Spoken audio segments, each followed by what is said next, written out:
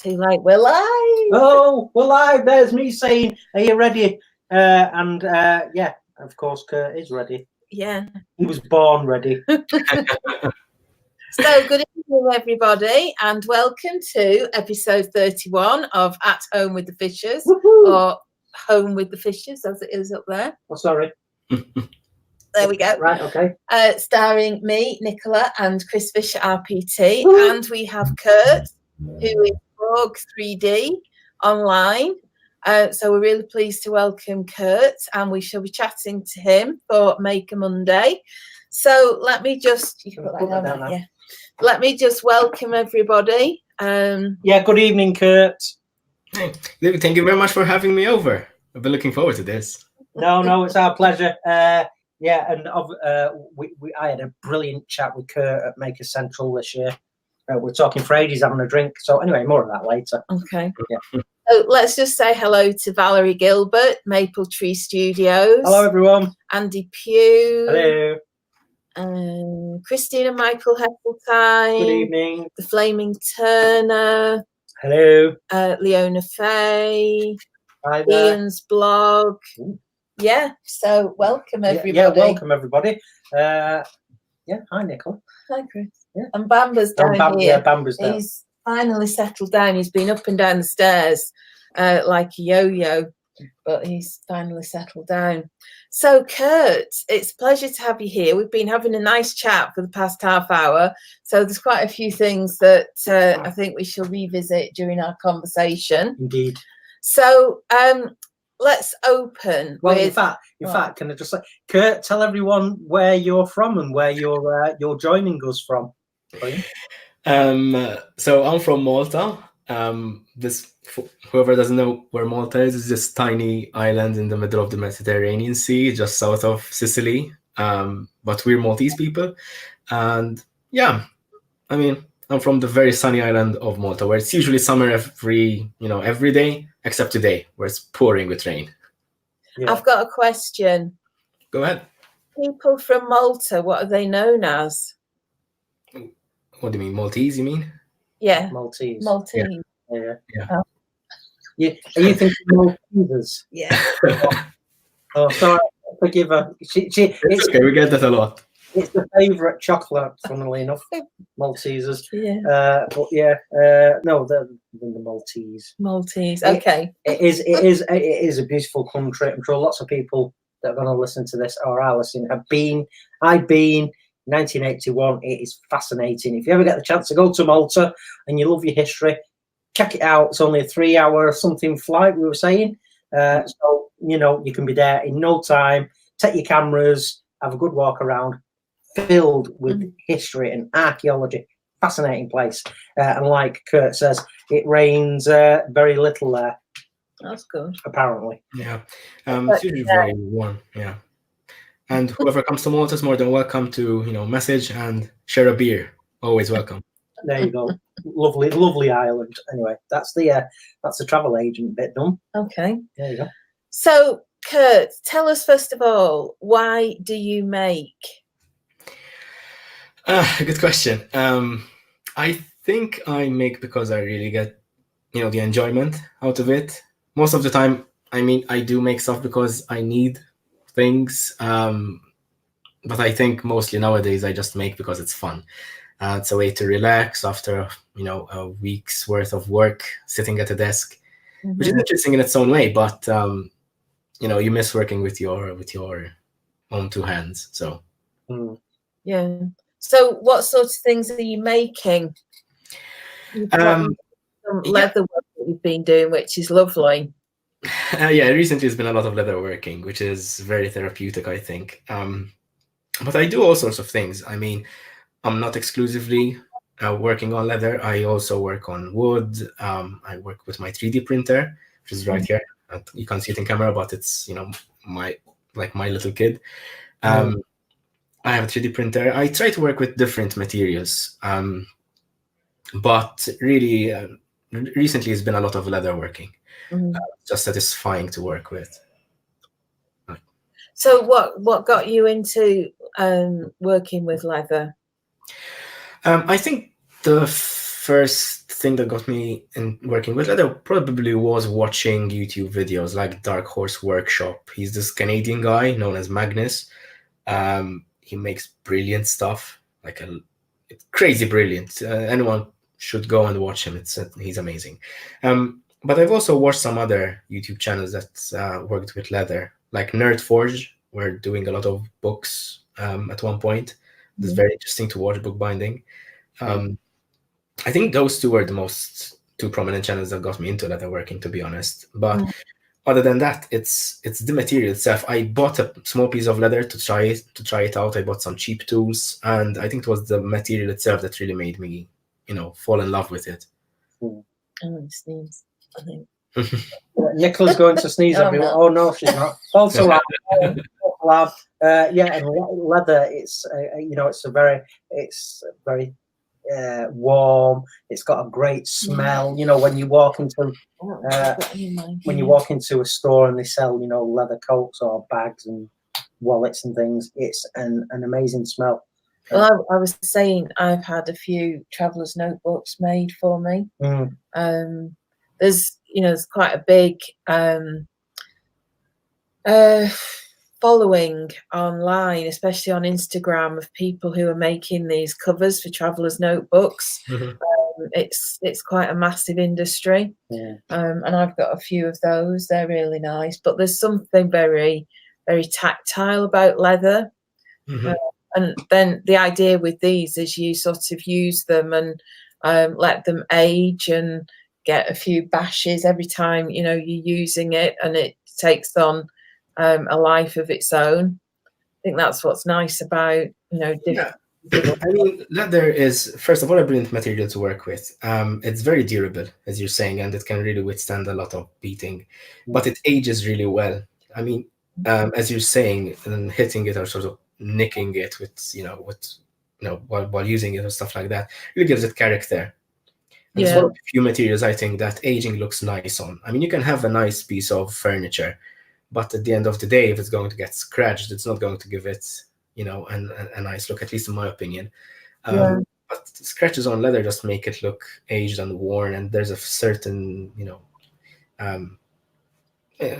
nice thing about it, really.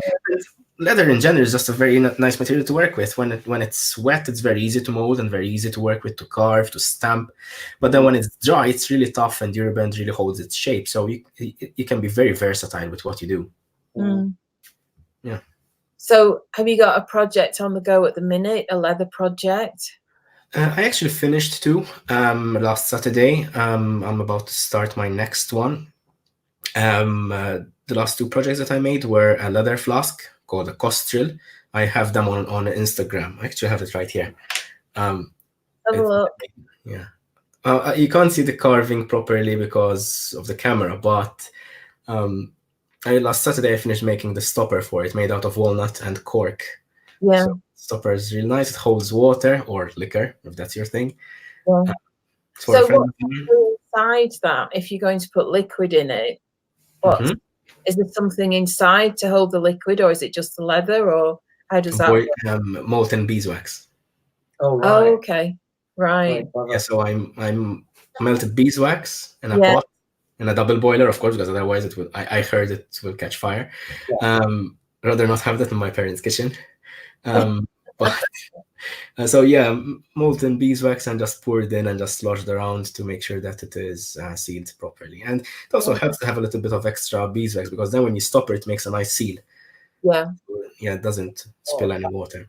I mean, it's simplicity is genius. It is, just to melt some beeswax, and again, you're keeping it so natural and traditional.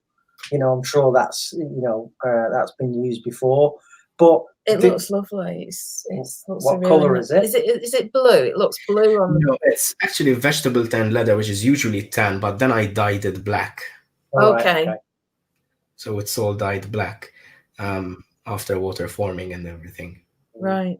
And do you get any commissions, Kurt? Do you make things to order, or is it just really for your own development?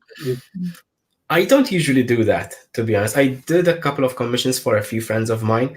I have a video on one commission in particular, and sometimes there'll probably be like props from a game or from a movie or something like that, something I can 3D print or model. But I've also had a friend recently who's into these historical, not reenactments, but like fighting in a historical way with weapons and stuff like that, who wants me to make some armor for him made out of leather. We'll see how that pans out. On one hand, I would like to have more commissions, but on the other hand, I know that I really don't have time to properly commit to it. So I can take these commissions from a friend because usually they'll tell me like a year in advance, and they'll tell me, listen, it's for next year's Comic-Con. So I have like a whole year working towards it. But I've had a few commissions in the past, yeah. Where do you get your leather from then? Do you get it locally? It depends. Recently, I found out that there's like a local purveyor of leathers, and he seems to have a good selection for what I need. But mostly, I get like small pieces of Amazon, usually, or eBay. I'm not very happy with the quality of leather that I buy from there because you never know where it's coming from properly. So it's not like you're buying from established retailers. So I would like to get a proper supplier, but it depends. I'm soon running out of leather that I can work with, so my next purchase will probably be from this local supplier and see what kind of things he has in stock. So hopefully I get a steady supply from there. That's really cool. That's cool. Very cool. So we talked a bit about Makers Central, and you've been to Makers Central twice. Obviously, you know, everybody's part of this amazing maker community. And I always ask, what has the maker community given you? Several things, I would say.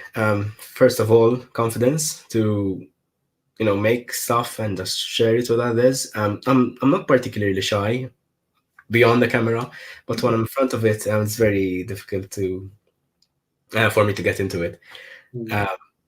But the maker community has been so supportive, and sharing whatever we do is very well received with everyone. And even if it looks like, you know, like garbage, if it looks like trash, you'll still find people who say, listen, that looks amazing, but this is what you should do next time. Try this next time. And that supportive community is good. And secondly, I think it was like this feeling of belonging. I've actually told this to a few makers in Maker Central, and everyone has their own workshop and everyone has their own niche. So as makers, we usually tend to work on our own. We don't get a lot of opportunity to collaborate maybe or work together as a team. So the fact that there are events like that, or that there's this kind of community that makes you feel like you belong as part of it, is really good. So I think that feeling of belonging, I think, is one of the most precious things that I got from the maker community. So tell us about your Maker Central then. What's been the highlight for you going to Maker Central? Well, apart from meeting all the magnificent people from YouTube and even makers who do not have a YouTube channel, or didn't have a YouTube channel yet, I think the highlight of last May's Maker Central must have been thanks to Molten Make. I don't know. He had his own brew. He made his own beer. He had like his own, I don't know if I'm going to spill any secrets here, but I think it's on his channel now anyway. He had like this speakeasy in his room where he was. Yeah. What's that? Bootleg liquor in the hotel room? Yeah, it's a speakeasy. Yeah, it's like he had his own bar, and it was amazing. It was amazing. He had a sign on the bar and like put stickers on it and stuff like that. It was really, really good. But it was so much fun. And I think another highlight, I don't know if he's in the chat, but I mentioned him before. Tony, I call him Tony Spark instead of Tony Stark, but he's Sparky. He has his own YouTube channel and makes these really short videos. They're really cute, really good videos. But I met the guy, and he's such a nice guy, and his dream was to meet Laura Kampf. So we made that happen, and he was over the moon, and that was such a good thing. Thanks to Ellen Mayer from Crafts with Ellen, because thanks to her, through her we managed to make the two meet, and I think they had a really nice and long chat together, which was really good. I think Like, that's one of the nice things about Maker Central. It's meeting people that you admire online, and then you're able to have these conversations with them. And yeah, I mean, if it's someone you really admire, it's pretty special. It's a lot of fun, and also, you know, because it's a truly, you know, global community. Yeah. You know, the maker community, because of Instagram and YouTube and things like that. You know, you can feel. It's like Kurt was saying. You know, you can feel safe and at home. You know, leaving your family and friends thousands of miles away. You know, coming to travel, and you know that you're going to have a great time with friends. And, you know, it's like flipping it. I've watched your videos for months and months and months, and I can't believe you're here. And we all get that sense of, I can't believe I'm talking to you. And, you know, and it just makes such a great experience for everybody.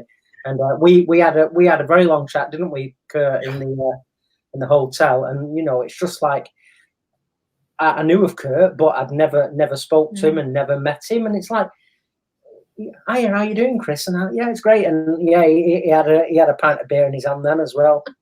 So, but no, it's like, talk to someone at Maker Central or someone from the Maker community. You speak to them, and after 1 minute, you think, I've known this guy for years. True. And talking, and it's just like, it's one of the best communities going anywhere, isn't it? That guy, I can't remember what he's called. Spark, is it 315 or 316 or? I know him. I'm sorry, I always call him Tony Spark. He had really the reason why I chatted to him was he had this. I think it was an old BT leather tool pouch. Yeah, that I got photos of it because I want to make one for myself eventually. Yeah, and I was, I mean, I like anything sort of gadgety like that. So that was how I ended up having a chat with him. Yeah, I mean, Maker Central was such an amazing experience, really. Honestly, for me this year, it was much less about the actual event and more about the after hours, like hanging out in the lobby, like speaking to other makers, getting to know them. And I've got another story from this year, which was after Maker Central had finished. This year, I was in contact with the Claggets from I Like to Make Stuff. So I knew that they were going there. We were chatting a bit. And then, I don't know if I'm going to be revealing anything personal, but they had their flight delayed. So they couldn't go home on Monday. They had to go home on Tuesday. I was there till Tuesday anyway. So Monday morning, we ended up sort of going around Birmingham. We visited the library. It was such a cool experience. And it goes to show that, you know, how everyone is just, you know, human behind the camera. It's like, yeah, we look up to these people and we look up to all these famous YouTubers. But at the end of the day, I mean, they're just like us. They've got their own interests just like us. And it really, you know, emphasizes the human aspect of it all, because, you know, when you're watching someone behind the camera, it's easy to say, you know, yeah, that guy's got it easy, like that guy never has any problems, or his projects always work out. But yeah, I mean, at the end of the day, we're all human, and it's just, you know, it was a very interesting experience for me.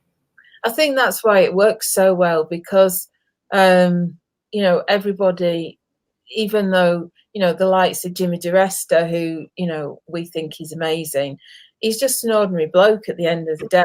And I mean, he said to us about, you know, doing YouTube, it has its ups and downs, and you know, just like anything else. And yeah, I think that's why it works so well, though, because people are just normal and so genuine as well. So genuine, and you know, everyone's got time to talk to someone that comes up, haven't they? You know, unless you know, it's like, can I just have a word? Well, actually, I'm on stage in literally 1 minute, but you know, later, you know. But apart from that, and it's like Kurt's just said, you know, for him, it was the get together in the bar in the evening, which was more important. It's that difficult during the day to really just stand and watch an exhibition, because, you know, we can't do it because we're there.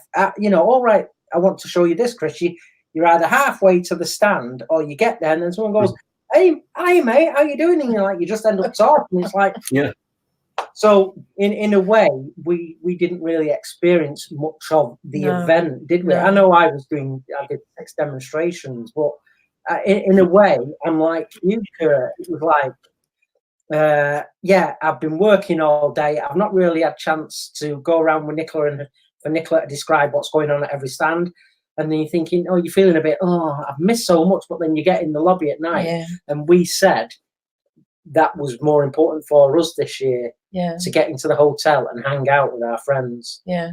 Well, the first year we kind of didn't understand that was going on, did we? Call it networking if you want to. Yeah. You know, because at the end of the day, you know, we've all got YouTube channels and we're doing it to inspire and motivate, but to have a degree of success, you know, as well. So in a way, it's hanging out, but you're also networking and you're doing your social media. So in a way, it's not just, you know, 5,000 makers trying to get blind drunk, pun intended.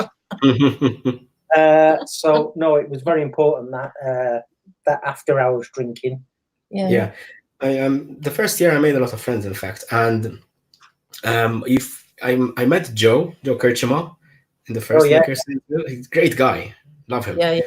I met him the first Maker Central, and then last September my girlfriend and I visited London, and we met with him. Went over to his place, had tea at his place. It was really good. So yeah, you end up making friends even just not for the sake of YouTubing. A great fan of 3D printing as well, Joe. Yeah, that's true. We would have a lot in common. Mm-hmm. So, well, we kind of covered some of this, but of all the things that you make, is there anything in particular that you really love making? Well, I get a lot of phases. So at the moment it is leather, because I find that at every step of the way, it's satisfying. When you cut it, you get certain satisfaction. When you carve it and then you stamp it, and then maybe you need to wet mold it or something. Every step there's like gratification. But I try to do a lot of different things, like woodworking. I've had some projects for woodworking. I built my own workbench, like many makers have done before. So I think that was one of my, like the third video I ever made, I think. And I also have a 3D printer, as I mentioned. So I do a lot of 3D printing stuff. And recently I've gotten a bit more into resin. I've done resin work before. But I think next year is going to be a bit more focused on resin. Like this year was really leather focused. Next year is going to be a bit more resin. Maybe get it out a bit more, get like a pressure pot for it, stuff like that. Because there's only so much you can do with limited tools. And resin is not very expensive, but it's quite expensive to experiment with. Yeah. I mean, wood is usually much cheaper to experiment with. So if you mock something up, it's no big deal. You start over. Resin is But you can do so much with resin. It's a project. I don't know if you've seen what Joe did. I think he's put it on his YouTube channel. He made this piece of resin with various things in it, and he turned it with Chris. But you know, sort of the scope of what he could do with it was quite amazing. Yeah, I think one of the highlights of using different materials is sort of learning how they can interact and blend with each other. Sometimes I find that I'm stuck in a mentality where if it's woodworking, I have to work with just wood. If it's 3D printing, I just have to work with 3D printing. But most of the time, the solution to a good project is like merging technologies and material together. For example, 3D print something, make a mold of it, cast out of resin. Like I did 3D printing and resin work, but the end product from a 3D printer wasn't the print itself. So yeah, the same can be done with wood and resin. Like these secret wood ornaments are really cool to see. But this sort of the melding of the materials is very interesting to me, I think, and you can be very creative that way. Yeah. So tell us something that the maker community doesn't know about you.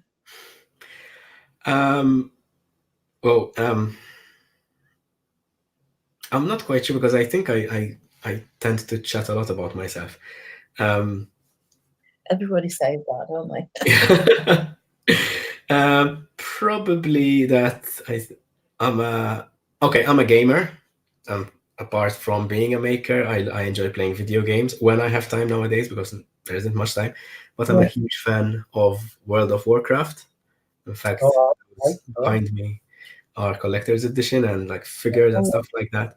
But recently, here's a new thing, which I've mentioned before in my videos, but I haven't really spoken about it properly. Recently, I went to Poland and I spent 4 days there, like 4 nights, living in this castle without technology. It was live action role play where, Oh, yeah, it was pretty amazing, and I'm so hooked on it that I really can't wait for next year for me to go again. So recently, I've become a bit obsessed with LARPing, as they call it. Right. wow. Well, sort of like real role-playing gaming. Yeah. Yeah, you basically become a character. They give you a character. I mean, you have a say on what kind of character you want to be. This was inspired by the games and the books called The Witcher, by the Witcher universe. So this very dark, grim, gothic kind of universe, but it was really, really amazing. I met so many amazing people. The group I was with, actually, we're still chatting. Nowadays, a month later, we're still chatting on Facebook, and there's such nice people. You get to know all kinds of people, doing different kinds of things. So, yeah. That's like what they do in the Big Bang Theory. Well, yeah, I was just well, actually, as soon as Kurt said the World of Warcraft, I was thinking That's Big Bang, isn't it? yeah, I mean, it's it's just the whole gaming community. Yeah, I mean, Charlie, he plays a lot of Siege, Rainbow Six Siege. Oh, yeah. I used to play with my brother. Yeah, he's part of sort of like a gaming syndicate, and he's flying one of their group who plays on their team. He's flying to the south of Ireland. Oh, yeah. Yeah, in the second week of December to go and hang out with some of his friends that he plays online gaming with, plays Siege with. So again, it's that tie-in, it's that community, it's that friendships are formed, and hopefully these friendships can last for many, many years. If not forever. So, but you've got Kurt here absolutely chomping at the bit to get back to Poland to get. Yeah. That does sound sound incredible. Absolutely incredible. Yeah. In fact, the things that I made out of leather, these actually I have the drawstring pouch that I did and the Kostrel, the flask. I made them for some people that I met there, and I have a lot more projects that I want to do for people that I met there because I don't know if well, I think everyone knows about them, like Adam Savage's 10 commandments for making. Ever heard of them? Yeah, I've listened to Adam Savage's Tested channel. Yeah, one of them is make for others. So I'm only too happy to oblige, as long as I make them anyway. Oh, that's nice. Yeah. No. Well, that's an amazing channel. You can learn a lot from there. So when you go to this castle, do you have to kind of know the backstory? Because you said it was based around a book. Yeah, I mean, it's based on several books and several games, video games, but obviously having an idea would just help you blend them better. But there were so many people who had never heard about it before, and were there for the very first time role playing. Even for me, it was my first time live action role playing, and the team who organizes it was so professional, so good, and the actors as part of the story, because there are actors as part of the story, and they drive the story forward, and they were amazing. I cannot even describe how good they were. It's just out of this world. But no, you don't need any prior background before that. You just go in and you just blend it right in. You forget that your name is Kurt, and you forget that you're from Malta. You just become this character who's wielding a foam sword and whacking people with it. So yeah, that's cool. That sounds amazing. That's cool. So tell everybody where they can find you online. Okay, so I have a YouTube channel, borg3d, or borg3d, as it's more commonly known. I have an Instagram page by the same name and a Facebook page by the same name.